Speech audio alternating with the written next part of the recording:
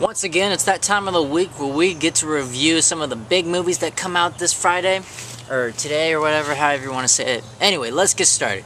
This week we have Pacific Rim and Grown Ups 2, and obviously, I want to start off with Pacific Rim. Now, Pacific Rim is a movie that's made by Guillermo del Toro. If you don't know who he is, he's directed movies like the Hellboy movies, Pan's Labyrinth, and a whole bunch of other movies that, honestly, I can't name right now because there's just way too many to know. But anyway, Pacific Rim, to me, this is like the Transformers movie that never made it. I mean, on the large scale, but with monsters, of course. I mean, just on that large scale, it feels like a better, more upbeat version of Transformers. And the action sequences in the movie are so incredible. All the slow motion punches and all that. This is one that everybody will be talking about, at least for the rest of the summer, I think, personally. Because it's just such an amazing and fun movie, and the visuals in this movie were fantastic. Definitely some of the best this past year. I mean, it was not like groundbreaking, but the way this movie's made, it's very amazing to watch. I mean, most of Guillermo del Toro's movies, they usually just deal with makeup and stuff like that, but this one, he takes it to visuals and he takes it to the max. And I really liked it about this guy, and he does it very, very, very well. But as far as the storytelling goes, let's face it, you're not going to watch this movie for the storytelling. But as far as the storytelling goes, it's somewhat it's decent, I mean, it just doesn't really serve its whole purpose to the movie in a sense, but it works. And plus, there are some characters that do work, some that really work, and then there's some you just don't really remember that. Honestly, I don't remember their names. As far as actors that are really good in this movie, Idris Elba, however you say it, he's actually really good in this movie. I mean, I haven't really seen much of his movies, but he looks like a really good actor to me. He really does. And then you have Charlie Hunnam, who, if you don't know, is actually from Sons of Anarchy. I mean, he's good in this movie. I mean, I didn't think he was, like just the best role, ever, or something like that. I think, honestly, he's better on Sons of Anarchy than he is in this movie. I mean, it's really weird. And plus, once again, he's also with Ron Perlman, who was also the Hellboy from I can't even say the director's name anymore. Guillermo del Toro. I don't know. I'm losing it. Anyway, you got Charlie Hunnam and Ron Perlman, both from Sons of Anarchy, and plus the fact that Ron Perlman's worked with Guillermo del Toro also before. There's just so many links, and they work together, But definitely one of the weirdest things, and this is one thing that I've seen YouTubers, reviewers, however you want to say it. It's a little early this morning to me. I thought I'd get this review up and going out of my head so I don't have to worry about it early on today. But anyway, I think a lot of people have always said, about this movie that the scientists, I forgot their names, I don't know why. Like the scientists that are a little bit cartoony, and they're kind of withdraw from the movie. Honestly, I disagree. I think Charlie Day is actually really good. The guy that's from The Dark Knight Rises, he's Philip Stryver from The Dark Knight Rises. I don't really know his name in the movie, which shows you how much I really pay attention to the movie sometimes, but sometimes it's just the way it is. He didn't really interest me a whole lot, but they were good. Those two did work together very well. Charlie Day is still better, honestly. And that's coming from the guy who was from It's Always Sunny in Philadelphia. That's just weird. I mean, literally, you have actors like FX people, like Charlie Hunnam and Charlie Day from FX shows, and you really think they'd be in this movie, no. It's almost like when I said in my World War Z review about, Brad Pitt being in a zombie movie. I'm like, who knew? That's kind of the same quality in this movie, but it really, really works in a sense, to an extent, sort of. But overall, let's face it, you're going to go watch this movie for the monsters and the robots fighting each other, It is really amazing to watch. On that huge skeptical of things, it's an amazing action movie. It's fun sci-fi crap, dude. It is just amazing to watch. I give this movie an 8. I feel kind of low. It feels kind of a little bit too low for saying that this movie was made on such a large scale. But, I mean, with the storytelling and a little bit of the acting, they just didn't really quite fill it up. That's why this movie is ranked as an 8, But if the storytelling had so much better and a lot of the characters were actually a lot better than what they were, this movie would probably have gotten maybe a 9 and maybe a 10 if it was done perfectly. But right now it's an 8, and this movie, I definitely recommend checking this movie out this weekend. It is killer fun. You will love this movie. And let's talk about Grown Ups 2. Okay, well, here's the thing, I was afraid that, since I made my favorite and least favorite Adam Sandler movie video, I was afraid that I was going to have to redo that video, possibly delete the other one, and have to make one where Grown Ups 2 was the worst movie I've ever seen.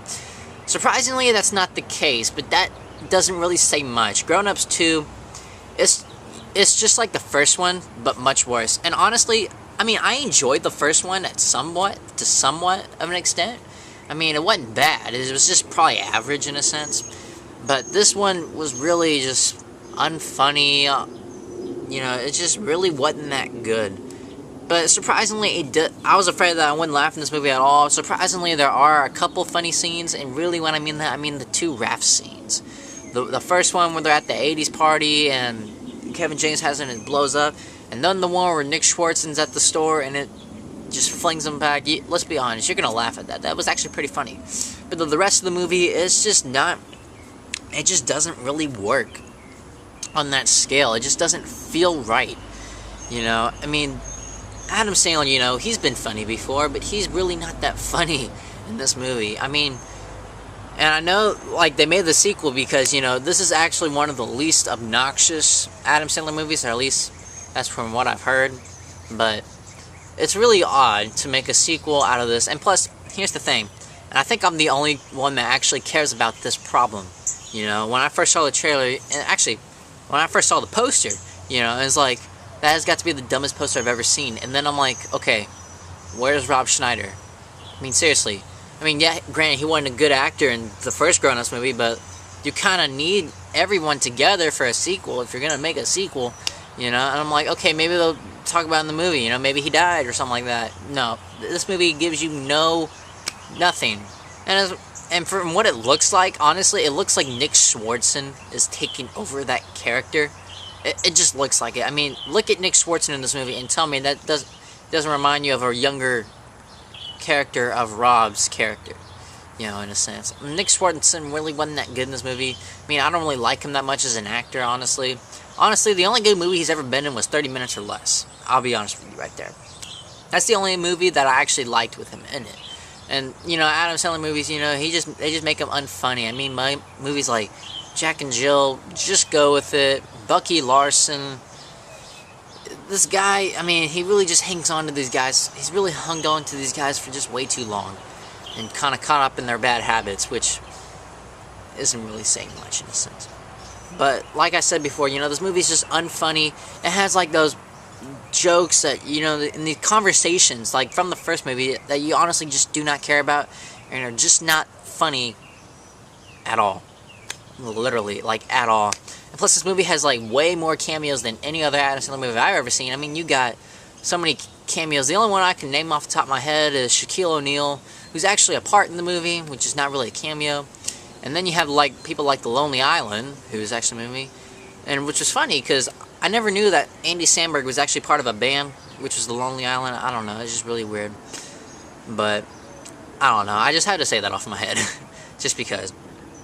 But, and also, the slapstick humor in the movie, or let me just say this, the big, weird sequences that put himself through, when David Spade's in the tire and stuff like that, and then it's when they have the big brawl and stuff like that, and then when they're jumping off the cliff, all those kind of big, intense effects of the movie, you would think would be funny, but honestly are not. When David Spade's rolling in that tire or whatever, and then it runs into Shaq, and I'm like, that would not work at all. It just wasn't that funny, in a sense.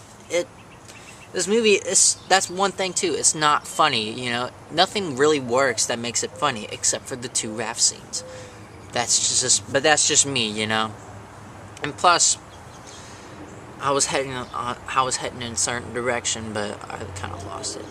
This movie's supposed to deal with the message about growing up and all that stuff. This movie actually tries to kind of put a little bit on that story about, the fact that they're growing up, they're not the same young dudes they used to be. It never works. It never works. I'm not even kidding. There's really no point in throwing a story in a movie, because the first one didn't really have a story, but yeah, it worked for me in a sense, but still, it just didn't really work for this movie. I give this movie a dose. A straight up dose. Number 2. It's really not that good, but yet surprisingly, it's a little bit better than the two previous Adam Sandler movies that I've seen, like Jack and Jill and That's My Boy. But still, this movie, I mean, it doesn't say much. It really doesn't. It's not that good. I mean, critics have actually lowered this movie than some of the other movies that Adam Sandler has made previously, but I mean, I don't really hold that to that extent. I just hold it for what the movie is, and the movie is just really not that good. And if you're gonna go see this movie, honestly, I personally say don't go see this movie. There's no point in seeing this movie. Just go watch Pacific Rim. I mean, it's obviously way better. And I mean, let's face it, it's got tremendous visuals. How can you turn up on how can you like pass up an opportunity like that? I mean, insane visuals over a stupid, unfunny comedy. But that's just me. Anyway, thanks for watching this video. You know, be sure to like, subscribe, tell all your friends, you know. And, you know, if you want to make a video response about what you personally thought about these movies this past weekend, you know. And here's a question for y'all. Okay, here's a question for y'all. What is your favorite and least favorite Adam Sandler movie? You know, comment below, let me know. And what's also your favorite Guillermo del Toro movie? Comment below, let me know.